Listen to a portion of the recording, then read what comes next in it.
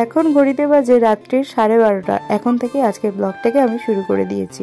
তো হ্যালো বন্ধুরা, কেমন আছো তোমরা সবাই? আশা করছি তোমরা সবাই অনেক অনেক ভালো আছো। আমিও খুব ভালো আছি। চলেছি আবার একটা নতুন ব্লগ তোমাদের সঙ্গে শেয়ার করতে। এখন আমি আলতা পরে নিচ্ছি, কারণ কাল সকালে আমি সময় পাবো কি না জানি না।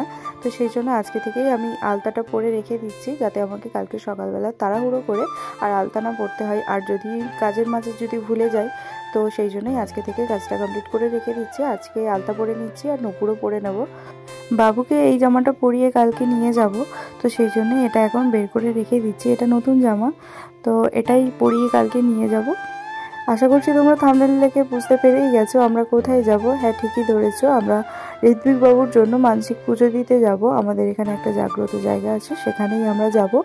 আপাতত আমার সমস্ত কিছুই গোছানো হয়ে গেছে, কিছুটা বাকি আছে। সেগুলো সব কাল সকালে সমস্ত কিছু ভালো করে গুছিয়ে নেবো আর একবার। তো আবার ব্লগটাকে সকাল থেকে শুরু করছি। এখানে বড়মশাই ঠাকুরের সাজগোজ করিয়ে নিচ্ছে। ঠাকুরের অনেকটা কাজই বাকি আছে, তো সেগুলো বড়মশাই কমপ্লিট করছে। আর এদিকে বাজনাও এসে গিয়েছে, তো বাজনা করে যাবো যেহেতু, তো সেই জন্য বাজনাওয়ালারাও এসে গেছে। বাজনা অলরেডি বাজছে আর আমরা এখানে রেডি হয়ে গিয়েছি পুরোপুরি। তো তোমরা ব্লগটা দেখতে থাকো।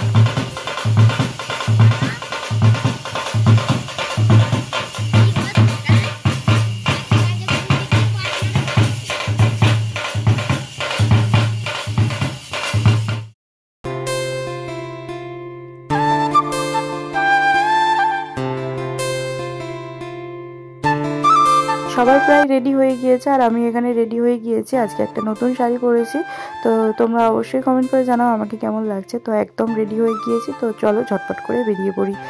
সবাই রেডি হতে হতে ঋত্বিক বাবু একটু ঘুমিয়ে পড়েছিল। তারপর ঋত্বিক বাবুকে তুলে খাইয়ে তারপরে আমি ওকেও রেডি করে সবাই মিলে বেরিয়ে পড়লাম। দেখতেই পাচ্ছ একদম রেডি হয়ে গিয়েছে বাবু। সবাই এখানে রেডি হয়ে গিয়েছে, এবার আমরা ঝটপট করে বেরিয়ে পড়বো পুজো দেওয়ার উদ্দেশ্যে। আর এইদিকে আমার ছোট ননদও চলে এসেছিল, সবাই রেডি হয়ে গিয়েছে। আর আমার শ্বশুর শাশুড়ি যেতে পারবে না, কারণ ওনাদের শরীরটা খারাপ। তো এখন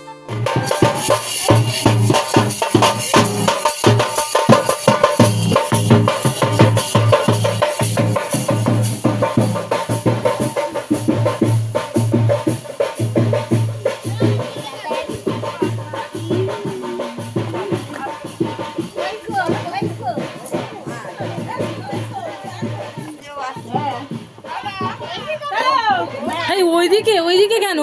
ওইদিক দিয়ে যাবে। কোন দিকে? এদিক দিয়ে যাবে তো।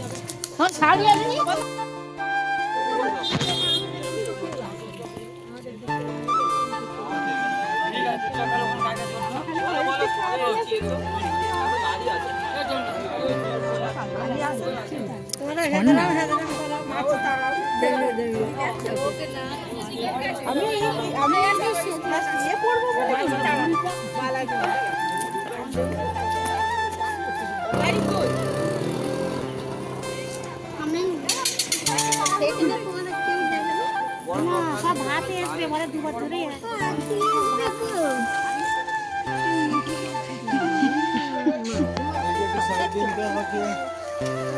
গাড়ি আসবে নাকি? টাটান 1 টাটান 2 ই কর, হাস দাঁতটা বার।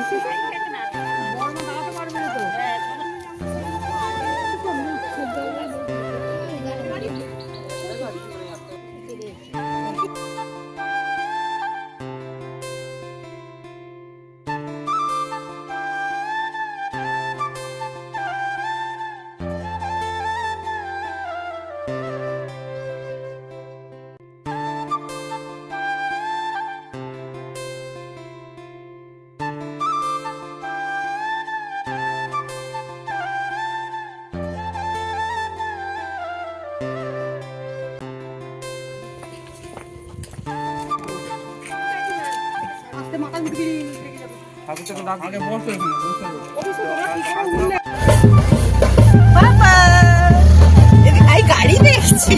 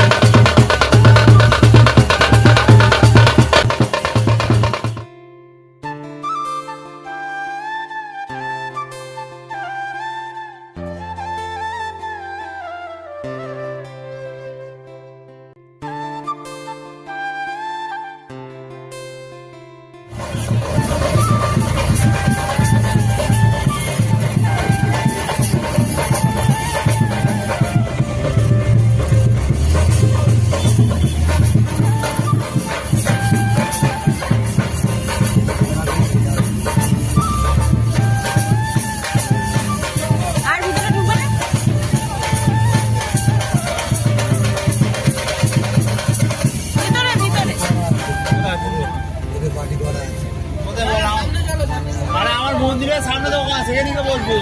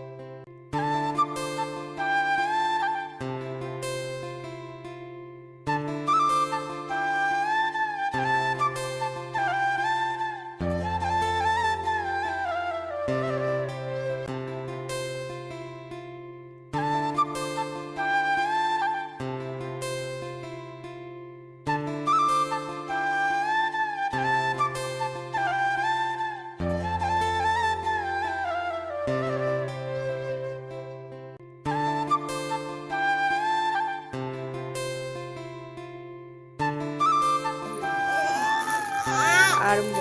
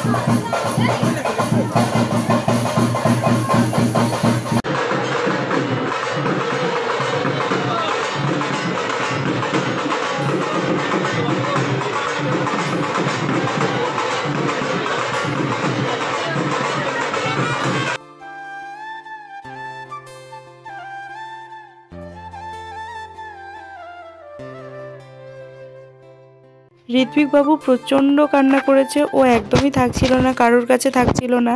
আর আমি ওকে সামলাতে পারছিলাম না, যেহেতু আমি দণ্ডি কাটছিলাম, ওকে নিতেও পারছিলাম না। আর ওকেও সামলেছে ওর পাপা। ঋত্বিক বাবুকে ওর পাপা থামানোর জন্য পুরো মেলাটাই প্রায় ঘুরেছে।